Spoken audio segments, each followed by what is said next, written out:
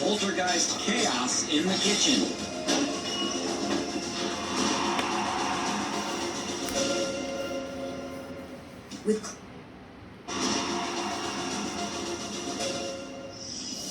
The town of Pembroke, Wales dates back to 1093, with the construction of a castle that would become the birthplace of King Henry VII.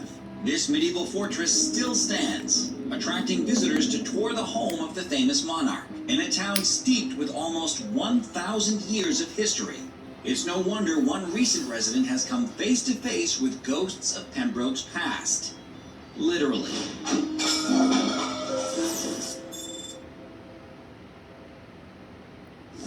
In early 2009, a local man started noticing strange movements in his Pembroke apartment. Objects weren't always in the same place, or had fallen from their spot. He tried catching it on camera, but hadn't had any luck. Those are my videos, it's my camera, my house. I've been living in the same house the whole time. He has chosen to remain anonymous to protect his privacy. It was like an increase in me noticing things that weren't where they should be, so I started leaving cameras around. On July 19th, after months of trying and failing to capture anything on camera, he returned home to find not only was his kitchen a mess, but this time, the camera recorded everything.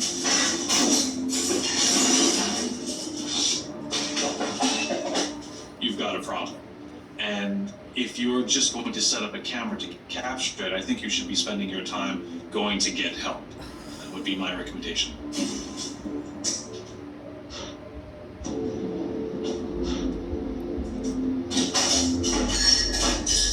When you see strong bursts of things happening, you know, it shows an accumulation of energy. Kitchen poltergeist seems to be very common. Maybe it has to do with the fact that kitchens tend to have more throwable items. But what is it like to live day in and day out with a poltergeist? If I've come home from work, you look at it and sort of sigh, and you go to bed, you just don't want to face it. If you're coming back from the pub, it can be different. You got kind of creepy vibe then, you're like looking over your shoulder a bit, but I can't say I've ever noticed any like feeling, like sensation, other than what you sort of talk yourself into feeling, like when you walk into a creepy building or something.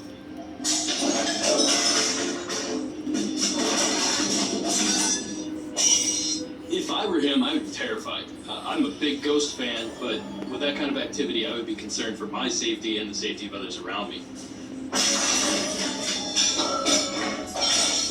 If things are flying in through the air around you, you flinch. You're afraid of being hit. You're worried something's going to go in your eye or stick in your head. No. Yeah. Especially when it's glass. Wondering what could be causing all of the activity, he pulled out a Ouija board, which can be quite controversial, to see if he could get any answers. I'm talking to the entity now.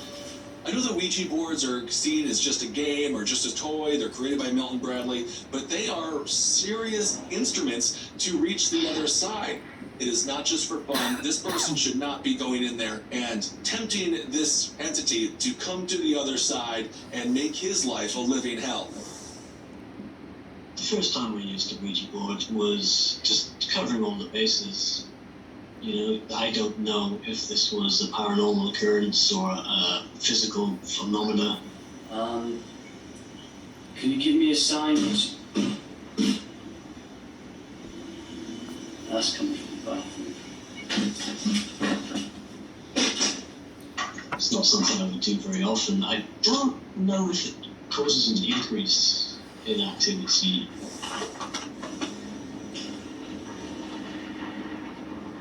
Was that you banging?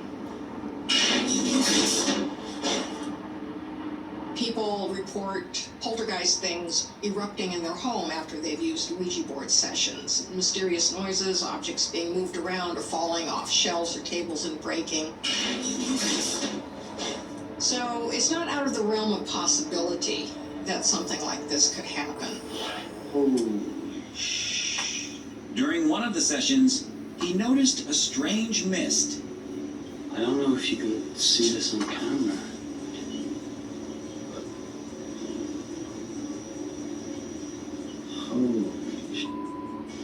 Spirits can appear as mist if there's enough energy for one to manifest in a solid way. To see a mist right after a Ouija board session would seem to be concurrent with that type of activity. If a ghost is maybe trying to manifest, he might be more comfortable with you seeing a mist rather than him. There are ghosts that appear as swirling smoke. Sometimes they appear as a brown ball.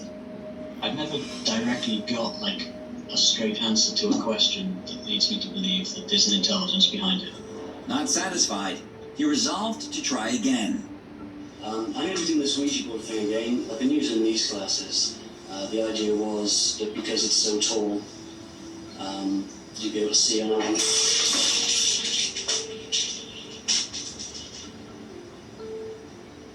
Why am I even surprised? The energy that shattered it sort of seemed to throw the glass in all directions, as if the energy was coming from inside the glass itself rather than some projectile being cast against the outside of it. You'd be able to see around. Well, that had happened before. Well, the glass hadn't exploded, but it had been violently pulled out from under my fingers before. But when it just explodes, you're expecting maybe a tug. You're steeling yourself for that, and then it explodes in your fingers, and you look down to see if you're cut, and which is really fun. You would think that after experiencing all this activity, most people would be inclined to move from this house. But surprisingly, that's not the case here. I don't even know if I would move, because I like the area and all my friends are here. Instead, he's found ways to cope with his poltergeist roommate. I find that if I'm not asking a question or directly addressing things, that it tends to not happen, or maybe I just don't notice it.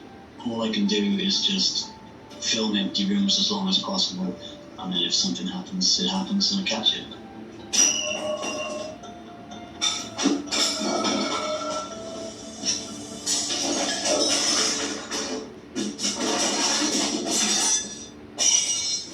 Coming up, strange signs